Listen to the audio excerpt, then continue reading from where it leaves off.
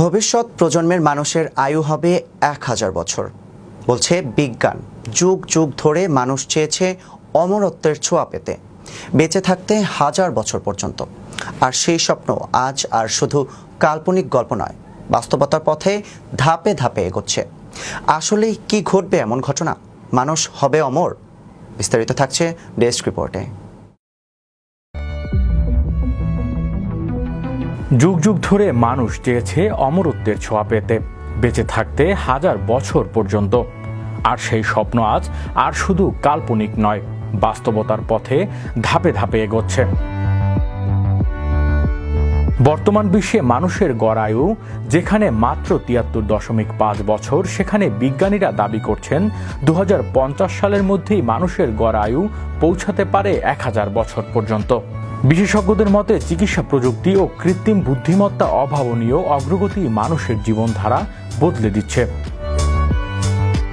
Computer বিজ্ঞানী ও ভবিষ্যৎ চিন্তাবিদ করজোয়াইল আশা প্রকাশ করেছেন যে 2029 সালের মধ্যে কৃত্রিম বুদ্ধিমত্তা এমন এক পর্যায়ে পৌঁছাবে যা মানুষের বুদ্ধিমত্তাকেও ছাপিয়ে যাবে। এই অবস্থা সিঙ্গুলারিটি নামে পরিচিত, যা মানুষের সঙ্গে মেশিনকে একত্রিত করে এক নতুন যুগের সূচনা করবে।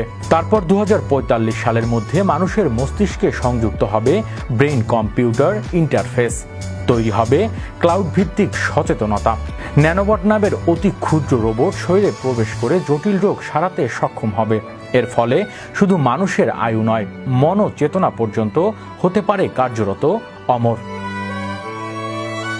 তবে এই ভবিষ্যৎবাণী বিতর্ক ও প্রশ্নও রয়েছে। অনেক গবেষক মনে করেন প্রযুক্তি কেবল একটি অংশ হতে পারে সামাজিক সমস্যা সমাধানে, তবে তা একমাত্র পথ নয়। এছাড়া এই প্রযুক্তি প্রথমে কে ভোগ করবে সেটাও বড় প্রশ্ন।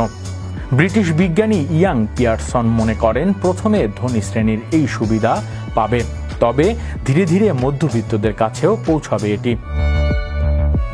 একজন বায়োমেডিকেল বার্ধক্যকে একটি চিকিৎসাযোগ্য রোগ হিসেবে দেখেন এবং বিশ্বাস করেন 2050 সালের মধ্যেই বার্ধক্যকে পুরোপুরি প্রতিরোধ করা সম্ভব হবে। তিনি আরও বলেন, দীর্ঘজীবন মানুষকে অলস ও নিরুৎসাহিত করবে এমন ধারণা ভুল। যদি এই প্রযুক্তির ভবিষ্যৎ প্রতিশ্রুতি সত্যি হয়, তাহলে আগামী প্রজন্ম হতে পারে ইতিহাসের প্রথম অমর প্রজন্ম। হৃদয় আশিস, বিশ্ব বাংলা 24 নিউজ ডেস্ক।